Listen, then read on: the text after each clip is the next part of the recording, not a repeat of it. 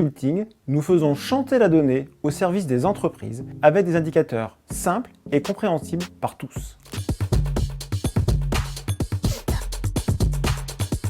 KPI Consulting est un cabinet de conseil en contrôle de gestion avec une approche innovante. Nous faisons de l'optimisation de la performance pour les PME, PMI avec des outils de business intelligence. Notre approche se décompose sur 3 axes. Tout d'abord, l'externalisation de la fonction contrôle de gestion. Ensuite, la formation aux outils de business intelligence, notamment Power BI. Enfin, la mise en place d'outils de pilotage sur Power BI, un outil de Microsoft de business intelligence. Les atouts de KPI, c'est tout d'abord l'hyper-expertise sur l'outil Power BI. J'ai l'honneur de faire partie des 11 MVP français sur la Data Platform. C'est aussi une équipe restreinte, connectée, toujours dans la bonne humeur, avec une vision 360 du métier. Enfin, et surtout, nous sommes en lien avec les opérationnels dans l'entreprise au quotidien.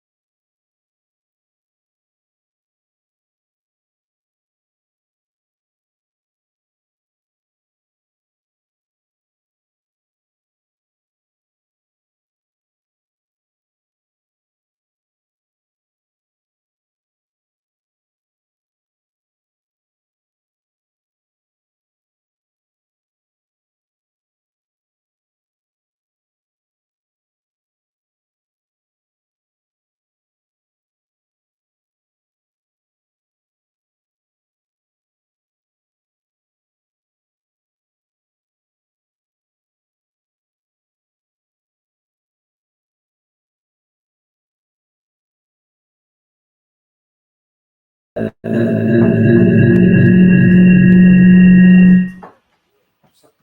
contre, ça, là, je suis bien cloné. Ok, bah c'est parfait. Et donc, bah on voit bien ce que tu diffuses là. On voit. C'est bon. On voit ce que tu fais, François. Ah. Tout va bien. Tu as le partage d'écran. Bon. On touche plus rien. Le son, c'est bon. Ok. Donc, 5 étapes pour rater son projet. Donc, pour être sûr de vraiment le rater, il faut respecter les 5 étapes. C'est important. Donc, la première étape, c'est de mal le préparer. La deuxième, c'est de mal le réaliser. La troisième, c'est de mal le tester, de mal conduire le changement. Et si on a loupé ces 4 étapes, il en reste quand même une, c'est de pas bien suivre les évolutions d'entreprise avec le projet. Alors, comment on fait pour mal préparer ses besoins? Alors, première chose, moi quand j'interviens en entreprise, j'interviens dans 2 types d'entreprises. J'interviens dans des entreprises qui sont certifiées ISO, d'autres non. Quand les entreprises sont certifiées ISO, c'est un peu plus facile parce qu'elles ont déjà été obligées de réfléchir et de décrire leur processus. Après, quand on rentre dans le détail, entre la description ISO et la réalité, il peut y avoir...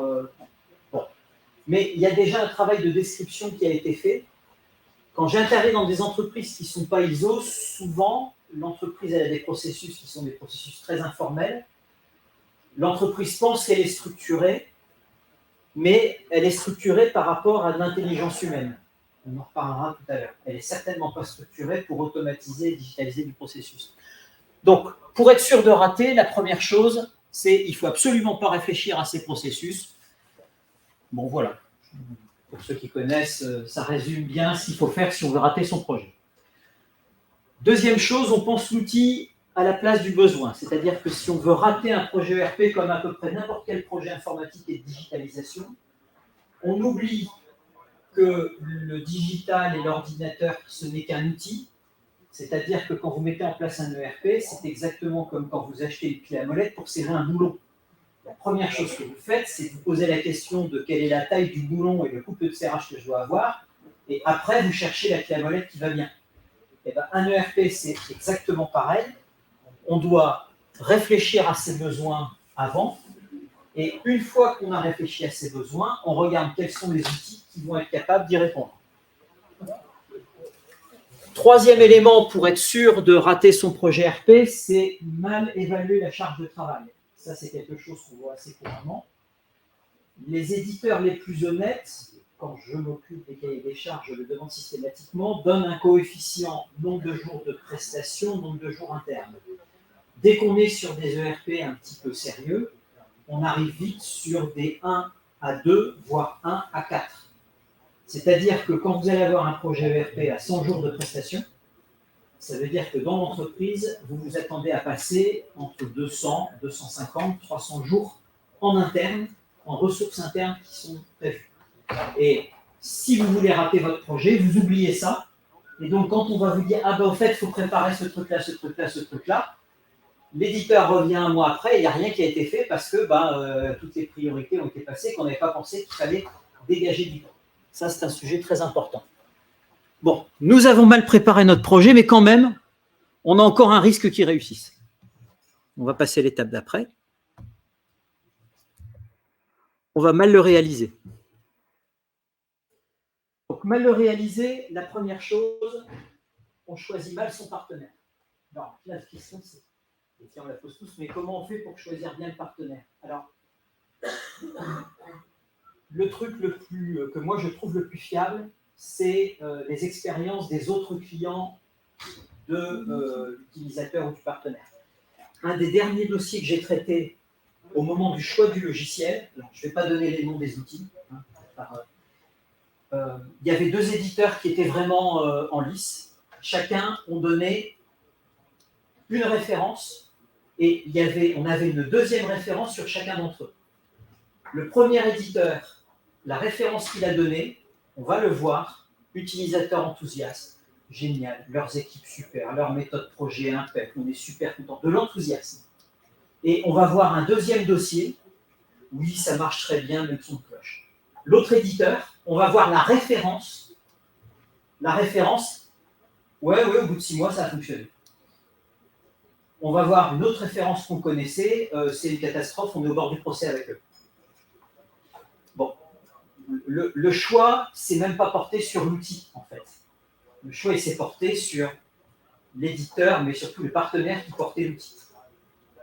Donc, le choix du partenaire, alors je suis moi aussi attentif à un point qui m'agace chez certains distributeurs informatiques, dont j'ai fait partie, puisque j'étais du côté obscur de la force à un moment de ma vie.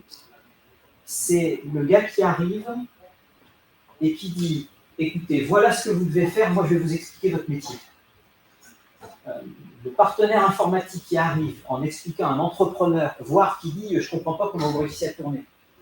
La boîte, ça fait 10 ans qu'elle est là, elle gagne de l'argent, mais on lui explique qu'elle fait n'importe quoi. Donc, si un partenaire pour moi commence par ça, dans ma vision des choses, ça ne peut pas faire un bon partenaire sur un projet. On va parler de la modestie du projet informatique à la fin. Parce qu'à la fin, je vous donnerai quand même quelques tips pour réussir. Au cas où. Deuxième élément, pensez que tout sera défini au départ. Alors là, ça dépend. Si vous mettez de l'informatique sur une chaîne de production chez Renault, vu les implications de l'écart, vu les volumes dont on parle, évidemment, on va définir un nombre de choses maximum au départ. En revanche, dès que vous travaillez sur de la PME ou même de l'ETI, si vous voulez analyser en détail tout ce qui risque d'arriver au départ, vous dépensez plus en études que le coût total de l'ERP. C'est donc totalement pas pertinent d'une manière économique et dans l'économie du projet. Donc on accepte au départ qu'il y ait une part de flou. C'est-à-dire qu'on accepte forcément dans de la PME de travailler dans une forme de logique agile. Attention, la logique agile ne veut pas dire le grand n'importe quoi. C'est-à-dire qu'on doit avoir quand même un cadre de départ, parce que le chef d'entreprise, ce n'est pas un patron de start-up qui n'a qu'à faire le tour des financeurs pour récolter 500 000 balles pour financer la suite. Le chef d'entreprise, les entreprises, notamment industrielles dont je m'occupe, il a un budget, il a besoin de faire un calcul économique. Donc, il a besoin d'avoir un cadre. On sait que dans ce cadre, il y aura des points de variation, mais il ne faut pas que les points de variation changent l'équilibre budgétaire et donc changent la possibilité pour le chef d'entreprise de décider s'il va faire tel projet ou tel projet. Donc, je suis très méfiant aussi des éditeurs qui parlent de logique agile. Et en général, je leur dis, si par agilité, vous entendez que vous donnez une première version, qu'on mesure les écarts et que vous faites le final par rapport au cahier des charges, c'est la bonne méthode. Si par agilité, vous entendez qu'on va déjà dépenser les 50 000 € que vous avez dit et on verra où on en est à ce moment-là et on verra combien vous devez remettre sur la table, c'est absolument impossible, notamment dans des entreprises de taille moyenne et intermédiaire. Le troisième moyen dans l'exécution de se planter, bon, je passe la difficulté technique ou un interlocuteur pas compétent du tout, c'est de se concentrer sur les détails. Et là aussi, on en reparlera dans la conduite du changement, et on en a parlé tout au long des sessions aujourd'hui. Quand on est sur des projets de changement, souvent les personnes, elles vont s'arc-bouter à la manière dont elles travaillaient avant. Ah oui, mais je n'ai pas le tableau comme je l'avais dans ma liste Excel. Et elles ne vont pas se poser la question de la pertinence de ce qu'elles faisaient avant. Elles vont avoir envie très naturellement de se retrouver. Et parfois, vous avez des discussions en interne où on va ergoter sur un détail pour que ça ressemble avant, alors que dans le processus global, mais ça n'a aucune espèce d'importance, voire même ça ne rentre plus dans le cadre d'avant. Donc, on a mal réalisé le projet, mais au cas où, on peut aussi mal le tester. Alors, mal tester un projet, là, je vais vite, c'est on soigne les jeux d'essai, c'est-à-dire qu'on s'assure que les jeux d'essai couvrent bien tout. Si vous voulez le rater, vous prenez un jeu d'essai minimum, vous prenez les cas les plus basiques, vous testez, et puis quand vous arrivez sur les cas compliqués qui font la vie d'une entreprise, il n'y a plus rien qui marche. Et vous pouvez aussi mal tester les reprises de données, c'est-à-dire que autant quand on a tout rentré à la main, ça marche bien, mais quand en charge, on a repris le corps modèle, les articles, les clients, les fournisseurs, voire même qu'on a réintégré les commandes en cours, etc. En règle générale, c'est là que les problèmes se posent. Donc, en faisant ça, vous vous donnez une chance de plus de rater votre projet. Si malgré tout, vous pouvez aussi mal conduire le changement. Alors, la conduite du changement, c'est un grand classique. D'abord, ne pas expliquer le projet en interne. Moi, ça m'arrive d'arriver dans des entreprises. Systématiquement, quand j'analyse, je demande à avoir des gens de la direction, des responsables de service, mais je demande systématiquement à avoir avec, et en interview seul, des opérateurs, par exemple en industrie, des gens qui sont sur les machines. Quand je fais de la modélisation de stock, le cariste. Et je demande à avoir ces gens-là. Régulièrement, j'ai des réflexions, ah oui, vous venez pour supprimer ma place. Alors qu'en aucun cas, de manière très sincère, c'était tout le projet de chef d'entreprise. Donc, des projets de changement comme ça, dès qu'on parle d'automatisation, etc., ce sont des projets qui font peur. Et le meilleur moyen de les rater, c'est d'entretenir cette peur. Et donc de ne pas bien expliquer pourquoi on fait le projet, parfois avec des contraintes, parfois avec des choses difficiles. Mais en ne l'expliquant pas, on est sûr de relever toutes les résistances. Deuxième chose, ne pas mesurer les impacts. L'impact d'un projet, elle est technique, elle est aussi humaine. Vous avez forcément, dès que vous faites un projet de changement déblocage, alors sur des projets de digitalisation, moi j'en relève deux essentiellement.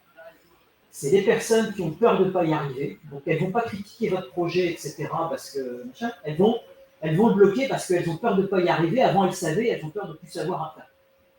Un petit peu comme si moi je me mêlais de faire le régisseur d'une salle, par exemple. Donc ça c'est un premier écueil. Le deuxième, c'est que aujourd'hui, quand on digitalise, quand on met en place un ERP, dans tous les projets, on parle d'unifier les données. Et souvent, on met un outil qui va centraliser les données, qui va en remplacer 3, 4, 5, 6, dont le fameux tableau Excel du gars qui s'occupe de l'administration des ventes. Tableau Excel qui lui donnait du pouvoir et de l'importance parce qu'il était le seul à le piloter, à le maîtriser, qu'il était le seul à avoir la donnée. Et quand on fait des projets de digitalisation et de mise en place de RP ou de tous les processus digitaux aujourd'hui, en fait, on casse les silos. C'est même pour ça qu'on le fait. Et c'est même pour ça que les dirigeants le demandent. Mais quand on casse des silos, eh bien forcément, on va rentrer en conflit avec des gens que ça arrangeait bien d'avoir des silos ou qui réussissaient à planquer, qui ne faisaient pas forcément bien leur travail, ou qui avaient du pouvoir parce que ils gardaient les données pour eux. 5 minutes. C'est dur quand même. Ouais. Ah ouais. On a presque fini de rater. Et le dernier point, donc je me dépêche, c'est de mal faire vivre le RP. Je peux arriver parfois dans des entreprises où le système a bien été mis en place au départ, mais après, l'entreprise elle évolue, ses métiers évoluent, et en fait, on imagine le RP de départ qui est une chambre à air, et au moment où on a une évolution de process de l'entreprise, on se retrouve avec un trou dans la chambre à air, qu'est-ce qu'on fait? On colle une rustine. On ne se demande pas s'il faut changer de chambre à air, on ne prend pas de hauteur. Et donc ça, c'est un truc très important, c'est qu'au moment où on a des changements structurels dans le fonctionnement de l'entreprise, on rajoute un nouveau métier par exemple, il faut reprendre de la hauteur, refaire un cahier des charges, même se dire est-ce que mon ERP aujourd'hui est toujours le bon? Mais dans tous les cas, si on met des rustines, en général, on superpose des couches et à la fin, on loupe l'effet de bord qu'on a sur la couche du dessous avec la couche du dessus, et c'est là que les choses partent un peu en cacahuète. Dilution de la compétence, chose très importante. Moi, je vois beaucoup de cas où il y a une formation au départ, et puis après, c'est la personne qui a été formée, qui a formé la personne qui a été formée, qui a formé le stagiaire, qui en partant a formé en urgence sur la dernière heure de sa présence juste avant le pot, la personne qui arrive, et ainsi de suite. Et donc, vous avez des bonnes pratiques d'utilisation des outils qui se sont diluées et qui font que, à un moment, on fait comme ça, mais on ne sait plus pourquoi on fait comme ça, et c'est une déformation de ce qu'il aurait fallu faire au départ. Enfin, on ne prend pas de hauteur, c'est un peu le pendant de l'amélioration continue aujourd'hui. C'est-à-dire que, je prends un exemple concret, je suis une entreprise qui pose du matériel et qui pose des automatismes, et je rajoute le métier de faire les contrats de maintenance sur les automatismes. Un métier d'industrie et de pose, ce n'est pas le même métier en termes de process qu'un métier de maintenance. Je prends de la hauteur, est-ce que je sais poser ce métier-là dans mon outil? Est-ce que je remets en cause mon outil? Est-ce que je mets en place un outil qui sait bien faire? Mais si je ne prends pas cette hauteur-là et que je me dis, c'est pas grave, une facture de maintenance, c'est la même chose qu'une facture de pause, Ben, je mets en place les factures dans mon ERP, puis au moment de faire le renouvellement, au moment de faire les réalignements des contrats, au moment de faire le ticketing, je suis perdu. Donc, une fois que vous avez fait tout ça, vous avez raté votre projet. Bon. Alors, après, il y en a quand même qui veulent les réussir. Donc, pour cela, je vais quand même essayer de donner quelques petites indications. Alors, tiens, copier-coller malencontreux. C'est ce que je vous disais tout à l'heure, le RP, n'importe quel outil informatique, c'est un outil. Donc, d'abord le besoin, et après, on choisit l'outil qui va autour. La difficulté qu'on a là-dessus, c'est quand on pense à un ERP. 3 minutes. Quand on pense à un ERP, on doit prévoir le besoin qu'on aura à 10 ans. Moi, quand je fais des analyses stratégiques en amont des cahiers des charges, je demande au chef d'entreprise comment vous voyez votre entreprise dans 10 ans. Et c'est là qu'il dit je suis en train de réfléchir à mettre en place la maintenance. Ou je suis en train de réfléchir, j'en ai la semaine dernière, je suis en train de réfléchir à mettre en place des boutiques physiques. Oui, attendez, votre ERP, dans ce cas-là, il faut le savoir, il faut s'assurer qu'il peut se connecter à des caisses, etc. Donc, c'est ce que je vous disais, pour 10 ans, il faut penser l'avenir, sauf que la boule de cristal sur port USB ne marche pas encore bien. Ça, c'est l'exercice très, très, très compliqué. C'est de réussir cette projection-là pour faire son cahier des charges. Penser processus, on l'a déjà dit. Donc, on voit qu'un processus bien pensé, c'est quand même moins le bazar que les Shadocks, même si à titre perso, je préfère lire les Shadocks pour me faire plaisir. Et toujours attention, la conduite du changement. Le problème de tout ce qui est digital, en fait, c'est que vous bousculez des technicités, mais quand vous prenez quelqu'un qui a l'habitude de travailler sur une machine et que vous passez sur une autre machine, le seul apprentissage qu'il a à faire, c'est un apprentissage technique. Quand vous faites ça sur du processus et de la digitalisation, vous changez un processus technique, vous changez une organisation de travail, donc vous changez de l'humain, et vous faites aussi appel à la capacité d'abstraction, et c'est le point le plus compliqué, parce que c'est dans l'esprit humain la chose qui est la moins bien répartie, la capacité d'abstraction. 1 minute, je me dépêche. Je cours, je vole. Donc, quelques règles que je rappelle. 1. Vision stratégique claire pour l'entreprise, la conduite du changement. J'insiste toujours sur ce point. N'importe quel outil digital, l'informatique, pour qu'elle marche bien, doit avoir la très grande modestie de n'être que le miroir de la réalité. L'informatique, ça commence à déconner quand c'est plus le miroir de la réalité. Vous faites un site web, le site web dit que vous avez un stock de 100, et physiquement, dans le stock, il n'y en a plus que 50. L'informatique arrête d'être le miroir de la réalité, et quand l'informatique arrête d'être le miroir de la réalité, c'est là que les projets commencent à se planter. Et juste ce truc très modeste d'être le miroir, c'est déjà bien compliqué. Soignez les détails. Oups. Soignez les détails. Vous avez tous déjà vu un projet informatique où vous avez pensé des grandes lignes et puis pof, il y a le petit détail qui remet en cause tout le concept. Bon, on soigne les détails. Et